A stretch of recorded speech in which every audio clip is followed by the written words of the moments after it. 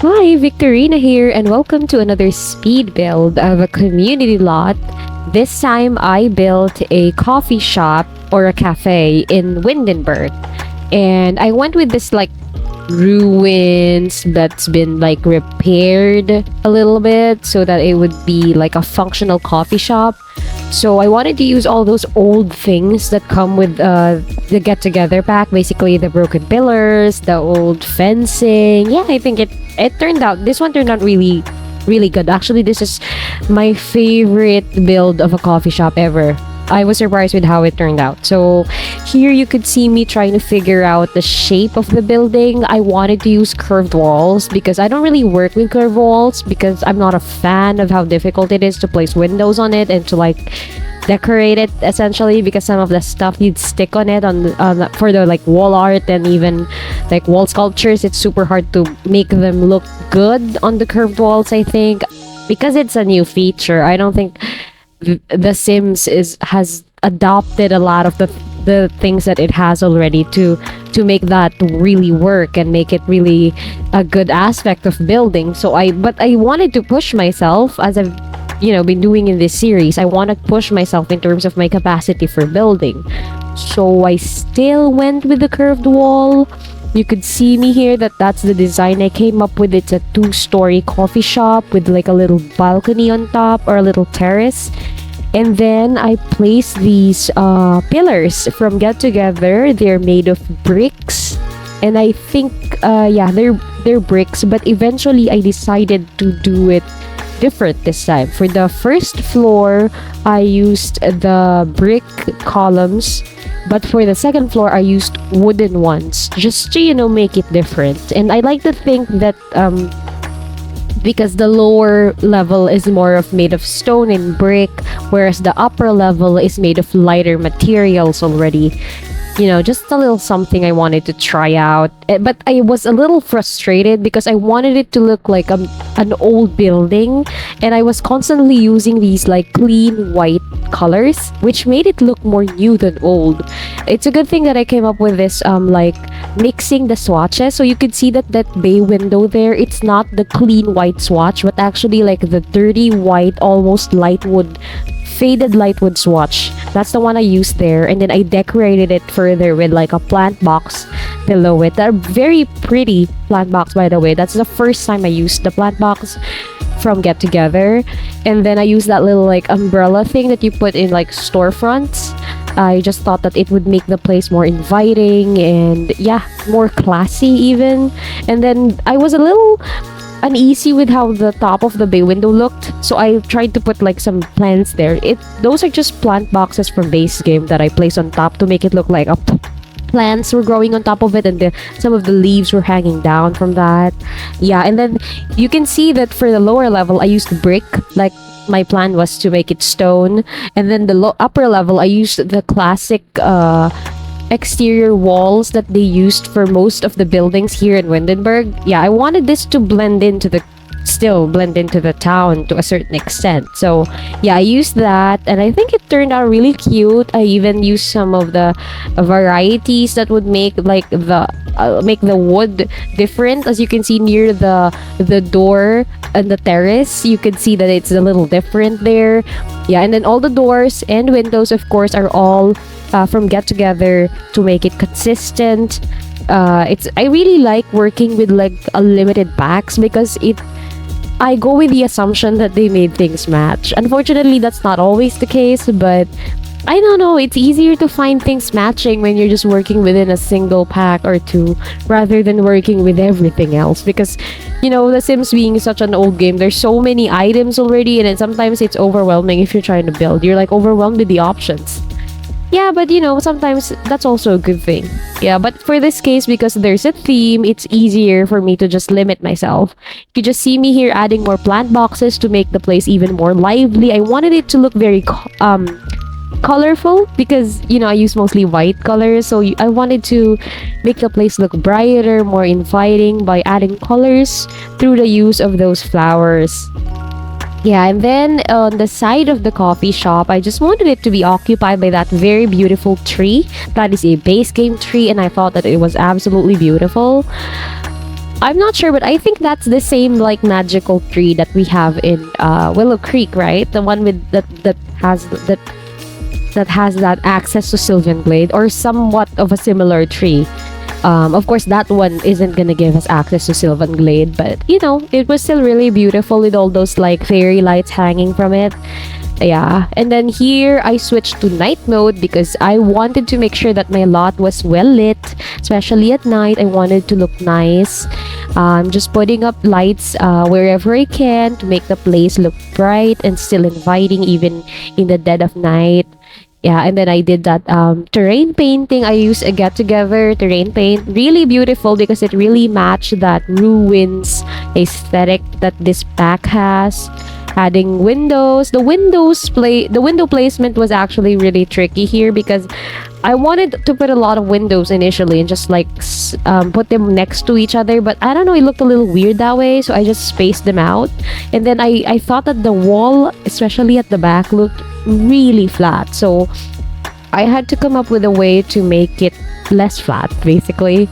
That's why I kept using those ivy plants, which also came with the get together. I actually thought that the ivy plants only come from university, but it's very pleased to see that there were also ivy plants from get together, and that looked really good from at the back. And to further lessen the flatness of it, I just added trees. It's a very common trick that every builder would know. I think maybe you guys do it a lot as well, but for any flaw or like difficulty in the build that you just can't fix anymore, you can just like cover it with trees and just call it a day. And nobody's gonna go behind the coffee shop anyway. There's literally nothing there because there's very little space left. I occupied majority of the lot already for the building, so yeah. And then you see me here playing with the stairs. Yeah, that's exactly how I wanted the stairs to be. I wanted it to be like twisting, not just like straight up stairs. Not only is that good like space wise, but it also gives me the opportunity to like make that one corner of the coffee shop like a nook. You know, you'll see it later why that's a good idea when I start furnishing. This one took me a long time to figure out. This is where I wanted like an overlooking area from the second floor. Like there's that barricade, surrounded by a barricade, and then there's like a, you know, place where you can just stand there and then you can see what's going on downstairs. I've done that before on previous builds, but for some reason every time I do that, I just have to figure it out all over again. I could never remember how to do it, but eventually I was able to do it. And then, yeah, you see me here placing lights. Also get together, of course. I was surprised by how yellow these lights were. Again, it's the same with the ones from the Vampires pack when I built the lounge from my previous video.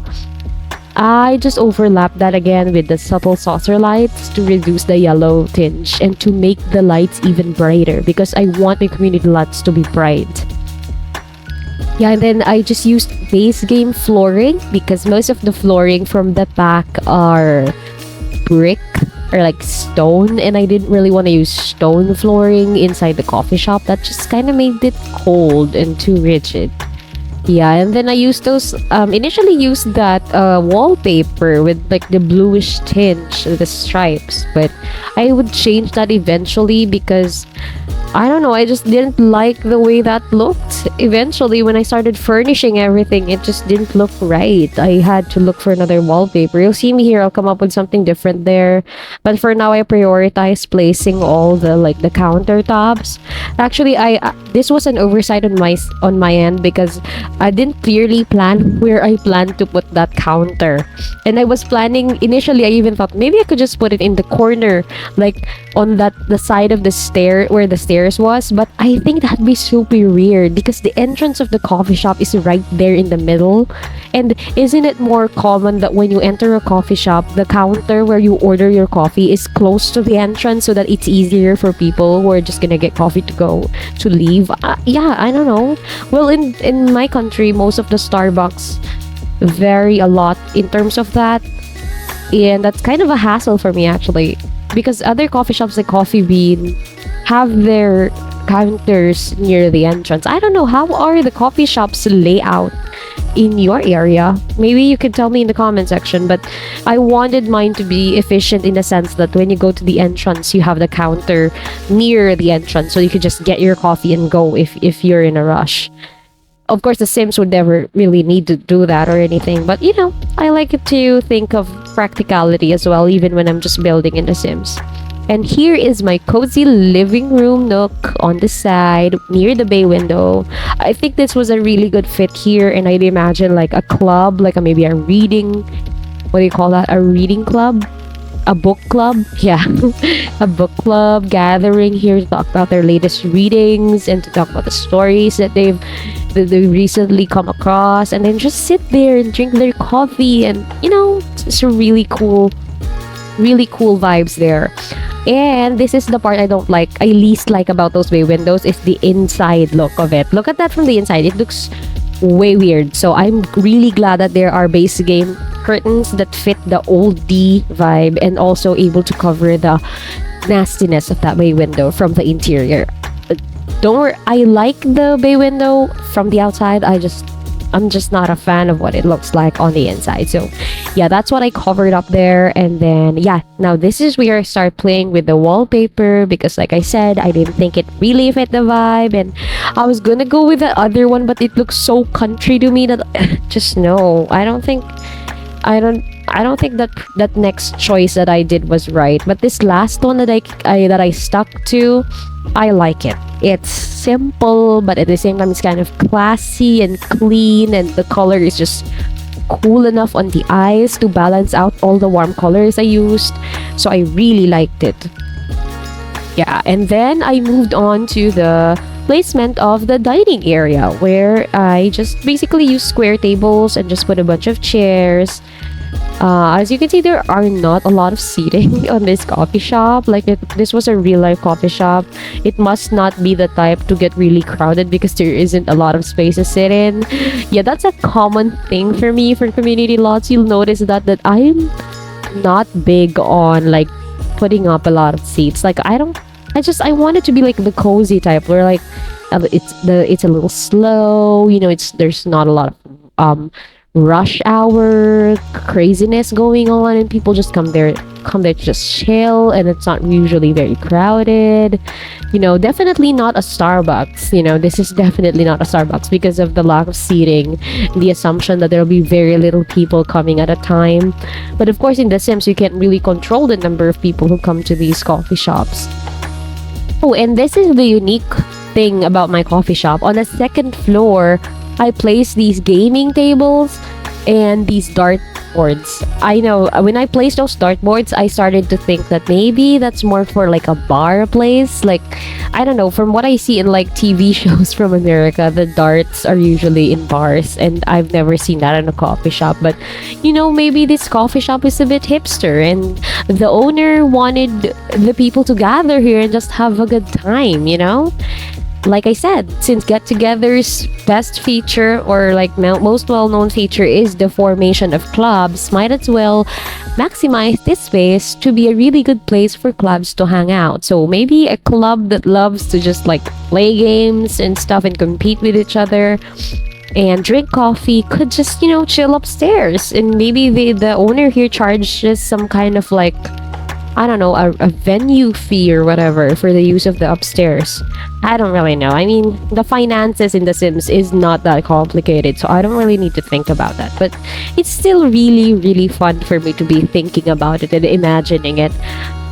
That's what I really like about The Sims, it's such a sandbox game that you just have the freedom to just create your own stories, your own challenges, and to just make your own difficulties and own benefits and perks. It's so flexible as a game. I have never stopped loving The Sims since the first one, The Sims 2 would hands down be my favorite. Of course, Sims 3 I played a little bit of it, but The Sims 4 now I'm playing with it more because I don't know. I guess because I don't know.